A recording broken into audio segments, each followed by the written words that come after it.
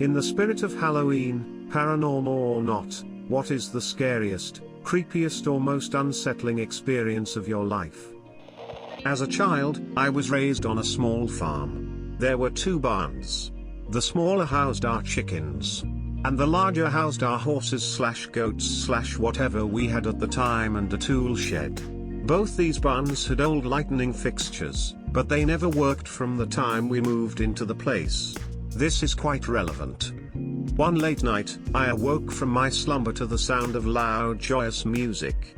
As the small adventurous child that I was, I climbed down my bed, slipped on my shoes and went out the front door. I trudged my way down the acre leading to the large barn, which was howling with this melody. After a short while, I reached the latched gate. Hand after hand I scaled the bars and hopped down to the ground. I stepped into the mouth of the barn and see every last light blazing with light, no animal in sight. On the lip of the tool shed, sat an old boom box. At that time, I heard my mother's voice from carry across the wind as she bellowed my name. Sarge. My head whipped around to look at the farmhouse. But when I turned to look back at the barn, the lights were lifeless. The animals still nowhere to be seen. The boom box, well, it glared at me from the lip of that tool shed. The following morning, I returned to the barn. I slipped on my muddy shoes of the night past, and there sat the old rickety boom box plugged into an outlet which had no power running to it for years. I'm pretty sure I experienced some sort of sleep paralysis.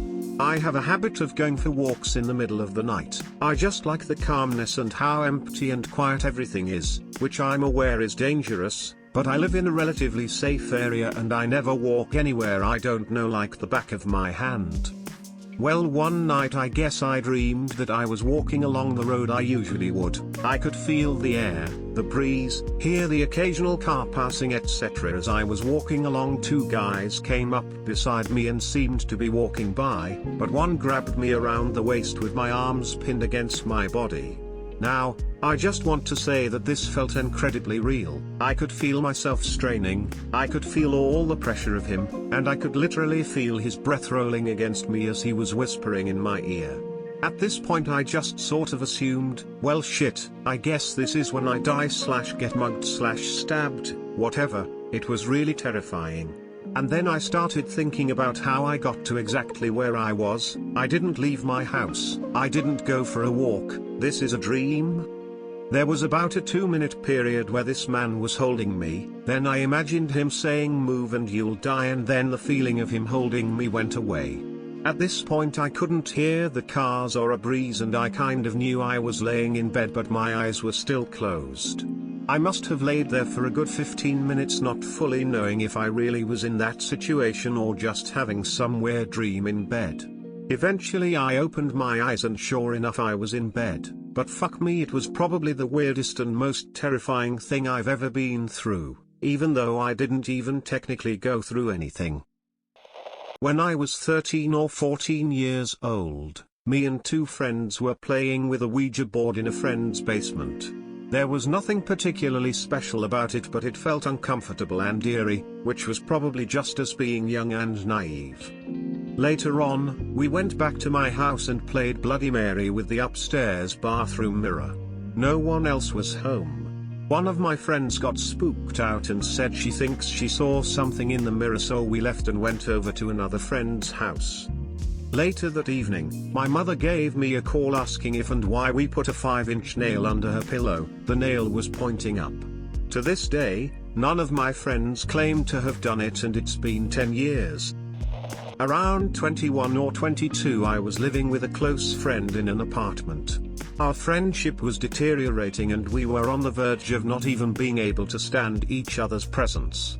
We were both single and one evening my roommate invited me out for drinks at a bar we used to frequent. Although I was drinking heavily at the time, and alcohol was my main source of relief from my lonely life, I was so resentful of my roommate I passed on the chance. After he left, I got some liquor from the store and stayed home playing Oddworld on the PlayStation. Around 1 AM, I was struck by the absolute certainty that my friend had met a girl. I remember putting the controller down and exclaiming, "God damn it, that motherfucker met someone." Sure enough, the next morning he was beaming with happiness and wouldn't shut up about this chick he met. I was jealous and annoyed, to say the least. He ended up moving her in a few weeks later without telling me or talking to me about it, and I left to go live with another friend shortly thereafter.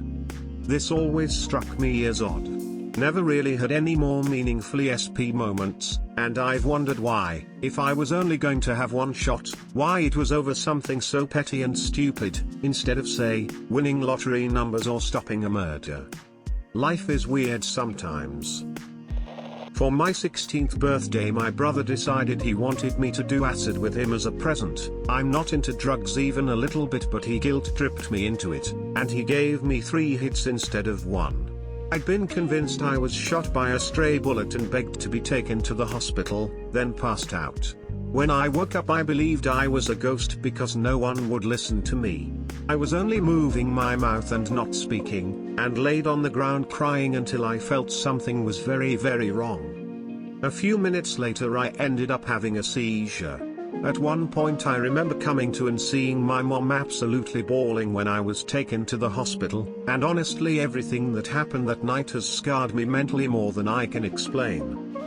Probably the first sleep paralysis I experienced. I was about 10 or 11 and one night I woke up paralyzed, fighting for breath, with crazy loud ringing in my ears and shivers all throughout my body, from head to toe. It lasted for a minute or so, and I was 100% sure I was about to die. That fear you feel whilst having a sleep paralysis is unlike anything else you can experience in real life. It's the kind of fear you have in a nightmare, only you are not asleep. One night around 5 or so years ago, I had a few friends over to drink at my mom's place. The house was around 110 years old. So we finish up at around 2 or 3 and everyone leaves, so I go to bed sufficiently buzzed but not overly drunk. I must not have slept long before being awoken to seeing my friend Sydney standing at the foot of my bed wearing a red dress. I was pretty confused, and being that I was half awake and kind of drunk, I couldn't be sure what I saw, but I do remember saying, "Sid, what are you doing here still? Just go home, I'm trying to sleep." She just stood there by my bed not moving and staring at me, and I just put my head to my pillow and went to sleep. I think I brought it up with her the next day and she says she was never there, and we both thought it was extremely weird, but we agreed I was just drunk. Anyways, fast forward a couple months. I had to go pick my sister up from a party at around 2 a.m. I get her and we drive home, and as we pull up to the driveway she asks, "Hey, do you have friends over tonight?" "No, why?" I replied. "Well, Terry's a girl in a red dress in your window. It looks like your friend Sydney." I explained to her what happened a few months prior, and we kinda freaked out a bit. That house had some strange goings on. Edit, I should also add that she was smiling at me, but not in a menacing way, more comforting. We saw a lot of really weird stuff there, but very rarely did we feel scared or threatened. My wife and I bought our first house, circa 1900, shortly after getting married in 2006. One night, after going upstairs to bed, we heard something that sounded like someone was downstairs. I grabbed my pistol and flashlight and headed downstairs with my wife in tow. The house was small and set up in 4 rectangular rooms that were pretty much open between each adjacent room. The stairs were in the odd room we used as an office and at the archway connecting the kitchen. From the bottom of the stairs I could see into the kitchen and into our TV room. The only room I couldn't see was the living room. So, upon reaching the bottom of the stairs and flashing each room with the light, we very soon heard someone, or thing, step between the TV room and living room. I yelled for the person to show themselves. Nothing. Being the brave cough man that I am, I move into the kitchen to get a better view of the living room. We checked our small house and didn't find anything. This minor experience isn't that creepy in and of itself. What makes it worse is that a few months later we were at a wedding and my wife shared that story with an old family friend. He then proceeded to tell her about how his grandmother lived in that house when he was a kid. She had accepted that the house had a passing ghost after frequently hearing the front door open, someone walk through the house and out the back door. All without ever seeing anyone. Once we knew this information, we were ultra creeped. I think this was my only experience with infrasound, because it's the only logical explanation to me. I was doing a photo scavenger hunt at the church I used to attend, back in early high school. We attempted to get into a cemetery at night for a challenge of finding a grave from before 1900, but the cemetery was locked up. This is what we did right before going after another challenge, a picture in front of another church. So we go all the way across town and get a picture in front of a church nearby to ours.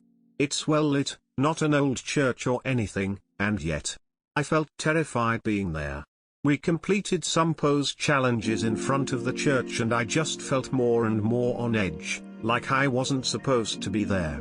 Eventually, my friend broke the silence on it. Does anyone else feel like we're not supposed to be here?